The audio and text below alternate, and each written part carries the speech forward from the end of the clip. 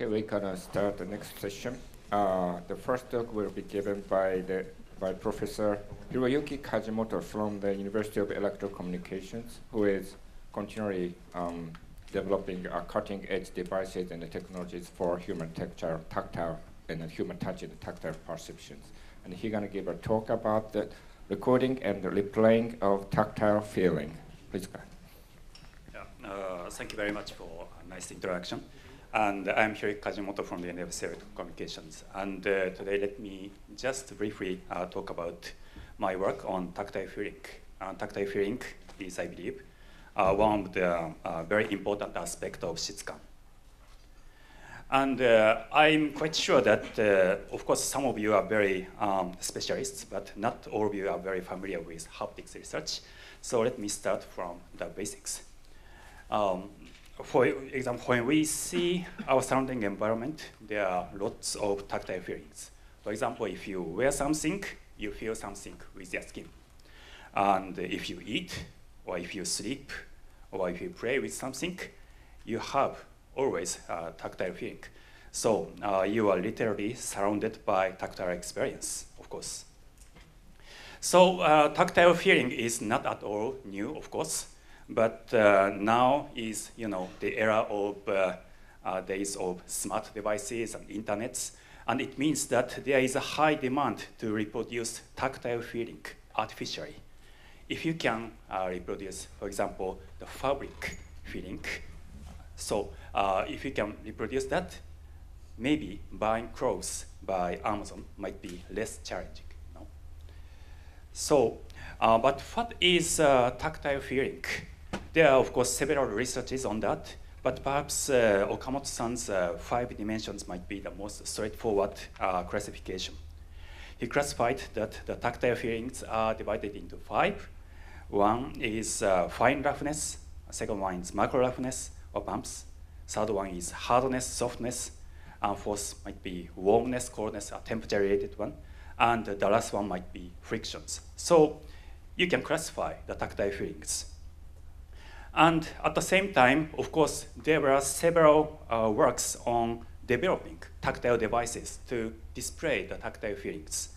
And for example, the simple one is just a vibration, which you already have in your smartphones. And you can feel, for example, a click sensations. And the rather straightforward state-of-the-art one is this kind of surface modulation type. And in this case, for example, friction can be modulated by ultrasonic vibration or electrostatic force. So you can feel different frictional surfaces, which is quite interesting. And the other rightmost one is somewhat actually classical one. It's a dense matrix type, which can present distributed type of information, such as a braille display for the blind people.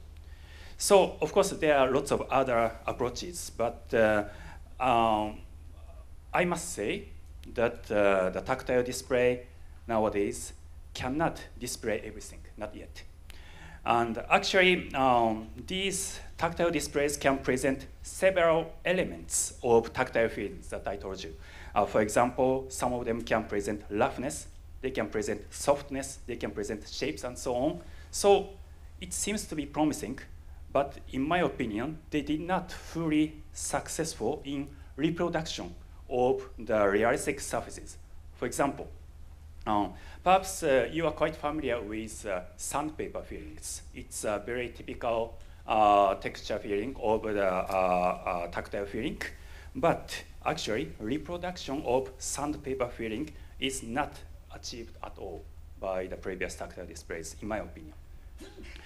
So what is so difficult? I think there are many reasons that there are mainly 2 reasons, in my opinion. One is that to reproduce something, you must record something. It's quite obvious. But recording of real tactile experience was actually not performed yet. Surprisingly, no one has actually observed skin deformation when we touch textured surfaces. As we do not record, we cannot replay that. And the other reason is more practical, and it is that reproduction of such a tactile display needs very hard work for hardware, and which is another challenge that we did not fully achieved. But in principle, if we perfectly record and display spatial and temporal distribution of skin deformation, tactile feeling should be reproduced, of course, in principle. So let's move on to the one by one. The first one is the recording part. And of course, there were several works on tactile recording. And this one is a very typical case done by Vincent Levesque very long ago. And he succeeded in measuring deformation when touching and sliding on flat or smooth surfaces. And this type of optical observation is very promising. It tells us many things. But unfortunately, this kind of observation is possible only when the surface is flat. If the surface is not flat, if it is a rough surface, what happens is quite obvious. As you can easily imagine, the texture hinders observations, and you cannot see anything. So this is actually the reason why skin deformation was only observed with flat surfaces. But as you can easily imagine, very flat glass-like surface is very, very artificial, very recent one, and it's not a common thing. So our idea is actually quite simple. What we did was to put oil. And that oil has the same refractive index as the object. Actually, it is known a method known as the index matching, and the object becomes optically transparent. So now you can see that even though there is a textured surface, you can clearly see the skin through the textures. You can see that each markers over there, and these markers were stamped beforehand. So you can easily track the skin surfaces now. And this is the case when the finger is moves on 1.9 millimeter interval bumps. And you can see black markers. These are stamped beforehand, as I told you. And the red dots are the positions that we located, the center of gravity of each markers. So it seems to work fine, and you can record the movement of skin deformation. So it's good. And of course, if we have not only one camera, but two cameras, we can observe three-dimensionally by stereo matching. And the three-dimensional observation in haptics, tactile, is actually very important in my opinion, because it is known that skin deformation to the horizontal direction and vertical directions are both perceivable. So we must record not only the horizontal deformation, but also the vertical deformation. So we made a setup of a stereoscopic measurement system and recorded. It's fairly recent ones, but let me show you. And these are the texture samples that we prepared. These, most of them are rectangular gratings, and two of them are sinusoidal waves. And all of them are transparent and has the same refractive index as the oil. And we used only a kind of rough surfaces now, but it's a good start. It should be a good start. And this is the case when we use a sinusoidal wave of 10 millimeters wavelengths. And you can see the movement of markers that was stamped on the finger skin.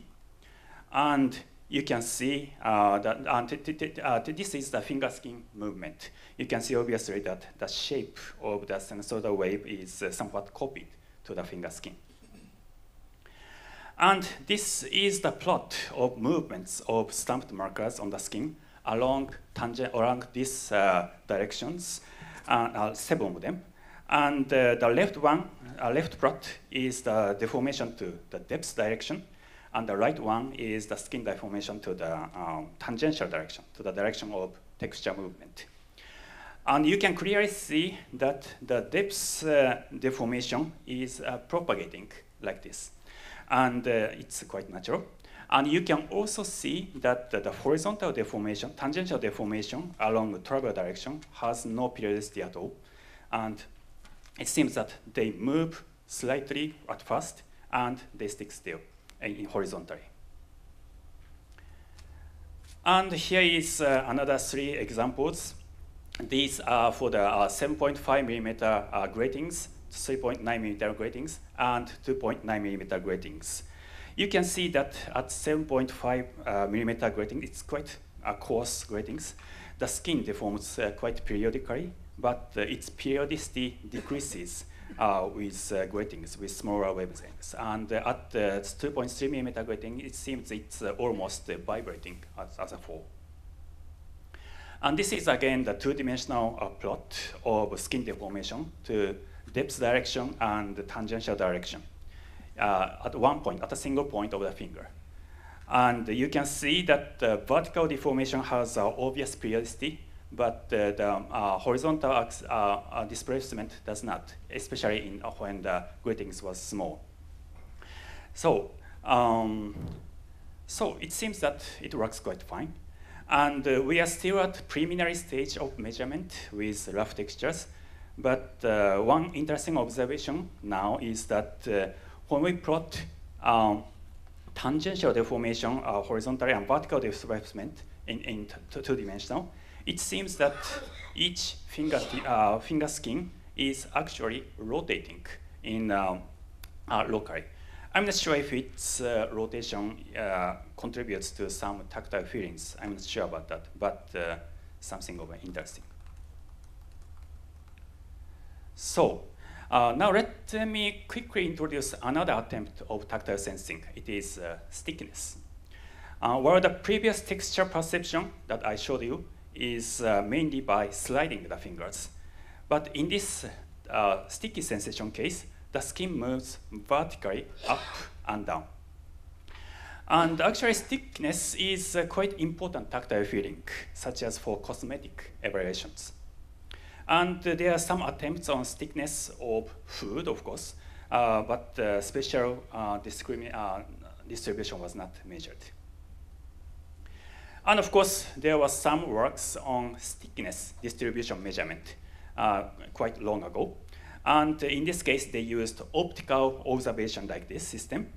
And what they found was that they plotted the force and area size, a contact area size plot, and found that there is a large hysteresis in this plot. And it is quite natural because when we touch sticky surface, we notice it is sticky only when we want to detach the fingers. But so it's quite interesting results, but unfortunately, only the area size of the contact was observed at this point, and this method cannot be used for non-transparent substances, for example. And what's the difficult thing about the stickiness measurement, especially the distribution measurement? Perhaps we can use, there are lots of pressure distribution sensors. So why can't we use that? Actually, the one practical issue is that we cannot measure the negative pressure by using ordinary commercial sensors. These are, in principle, they can measure the pressing sensor force, but they cannot measure the negative going up force. So this is a small but practical problem. So my solution is, again, very simple. And what we did is we prepared matrix of heavy rods like this. And by using these pin rods have certain weight, and it works as a preload to each element of the sensors, so that the negative pressure can be measured by subtracting it. So it's very simple, but actually it was actually quite effective. So this was the measurement situation when you used natto. It was a very typical food in Japan. It's very sticky soybean, and you can visually see that it's quite sticky. And this is the result. And again, in this case, the positive pressure is to the downward and negative pressure is to the upward. And it's not very obvious, but if you look closer, actually there is two positive peaks at here and here when you move up the fingers. And these two positive peaks. And these peaks converge into one when you move up the fingers. So it seems that we somewhat succeeded in measuring the sticky sensation. So we decided to make it more sophisticated device. So in this case, we made more stable system using a robot with hemispherical artificial skin. And actually, the previous version that I showed you used a conductive ink type pressure sensor, but this kind of sensor is quite not accurate, actually. And this time, we developed a matrix of very small rod cells to measure more accurately. So this is one typical result. And this time, that only the 2D cross-sectional plot is shown. Again, the positive peak is, positive pressure is to the downward, and negative pressure is to the upward. And the top one is when there is no substance, there is no sticky substance. And you can see that there is positive pressure, but almost no negative pressure around here when you put up the artificial finger. But when you use a sticky substance, in this case, actually, it happened to be shampoo because it's a collaboration with a cosmetic company.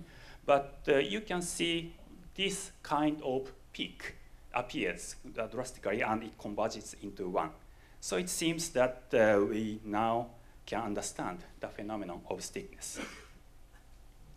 So now let's go back to the original track. What I showed you is this.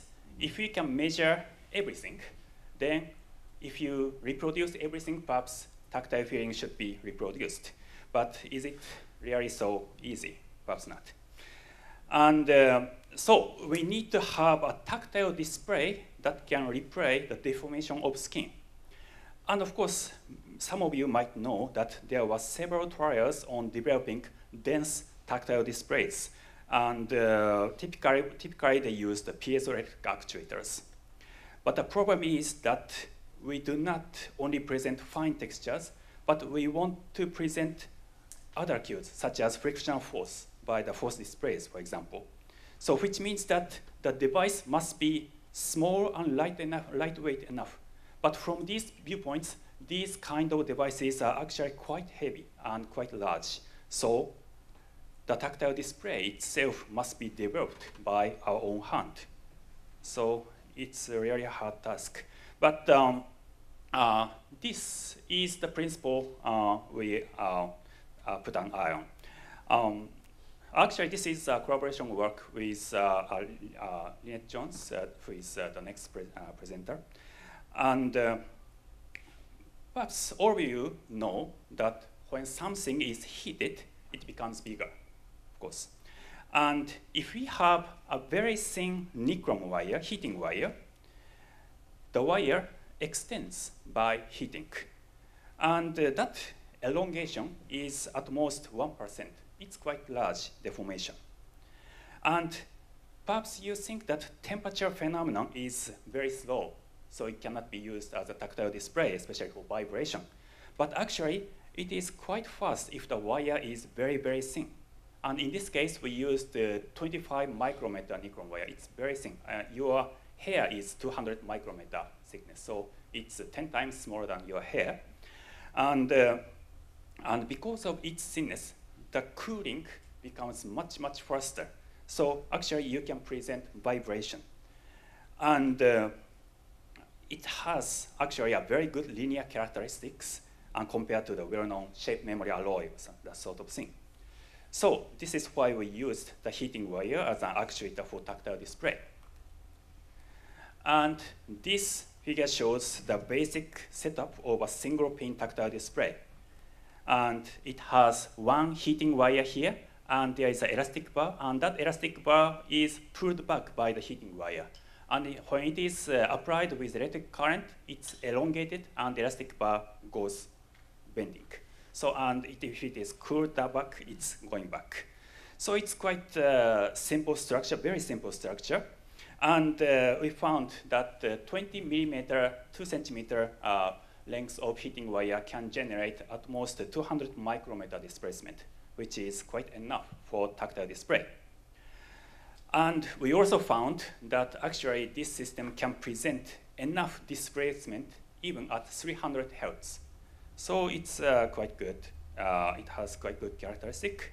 And so we did work on this every day, and it became 1D array. And 1D array, it seems to work fine. And you see that these seems to be hairs are the actuators.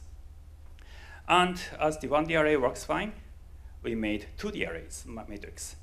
And its resolution is about 1.2 millimeter. And as I told you, it can be driven at up to 300 or more Hertz vibration.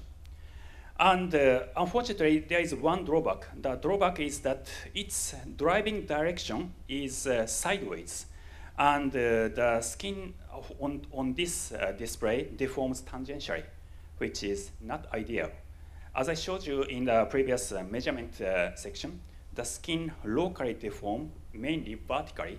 So we need to have an idea to convert this lateral motion to vertical motion. And perhaps it will be our next step. And I have shown you one story of recording and replaying tactile feeling. But let me slightly change my topic, and let me talk a little bit about the other practical approach, which seems to become common nowadays by HCI researchers. This is a very typical one, and it uses real objects, real textures, and change that real objects to present different surfaces. It's historically known as an encounter type haptics, and it has a long history again. But of course, it has obvious limitations. You must change the textures. But it's really practical approach to present realistic textures because it uses real texture, of course. So we also took similar approach because we were actually asked by again, cosmetic company to present various conditions of human skin, such as rough skin and smooth skin. And as you can imagine, construction of human skin tactile feeling from scratch, from the bottom, is almost impossible in, I think, today's tactile display technology. But if we prepare an artificial skin and give an additional tactile cues such as vibration or force, actually we can present various skin conditions such as rough skin and smooth skin. And still, it's quite realistic. And because we use real fake skin, so to say. So this type of approach can be regarded as a kind of augmented reality approach, I think. And it's quite inspiring to me because construction of true realistic tactile feeling from scratch, from the bottom, is very difficult challenge. But modification from one real specimen is actually already quite practical. So let me conclude my talk by answering one question. The question is a very important question. Why tactile replay nowadays seems far from perfect? Actually, it was asked by Nishida-san 2 days ago. I think it's not so far from perfect, but yeah, it may be common thinking. And actually, the replay of haptics is already almost perfect if we limit the situation, especially in the situation of pen holding situations. If you assume that you have a pen, the haptic interaction is only limited to the tip of the pen. And you can record and replay the force and vibration at the tip of the pen very, very easily. So sometimes the haptics, replay of haptics is already perfect. But on the other hand, it is suddenly becomes very, very difficult when you want to touch directly. It is a skin-based interaction, and we must understand what is going on in two-dimensional world. And as I mentioned, recording was not fully conducted, and replaying requires hardware efforts. And my talk was about that. And I must say that I did not say more important thing. it's that haptics is actually a combination of several sub-modalities: vibration of the forefinger, spatial distribution of vibration, force, temperature, and so on. And typically, when you develop tactile display, that tactile display presents only one sub-modality.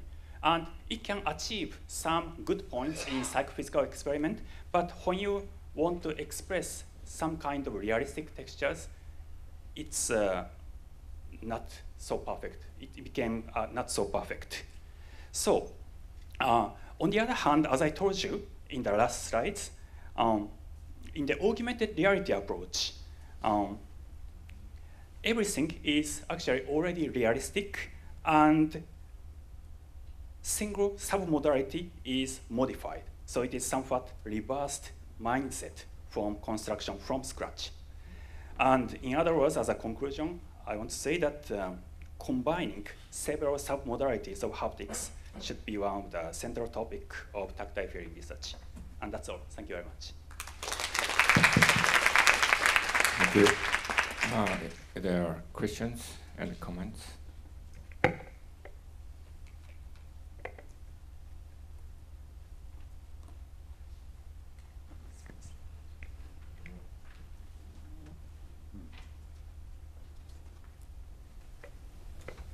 Are there known major limitations to the tactile perceptual system that you could take advantage of so you would have to not reproduce the skin movement so realistically? Sorry, can you repeat? So I could imagine that you're working hard to measure the skin deformations and precisely reproduce those in your display, but perhaps the sensory system throws away some of that fine information in the skin, and if you knew what that was, perhaps you wouldn't have to reproduce it. Actually, that's one thing I must concentrate on.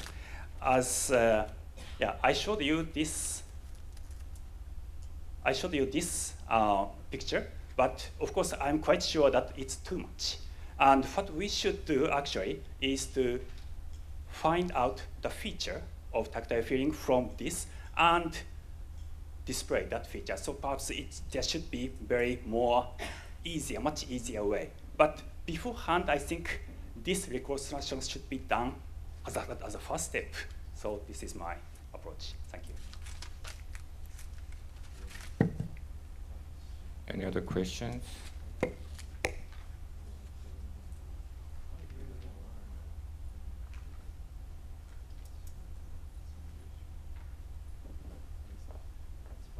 Okay, can I give a very less academic question, probably?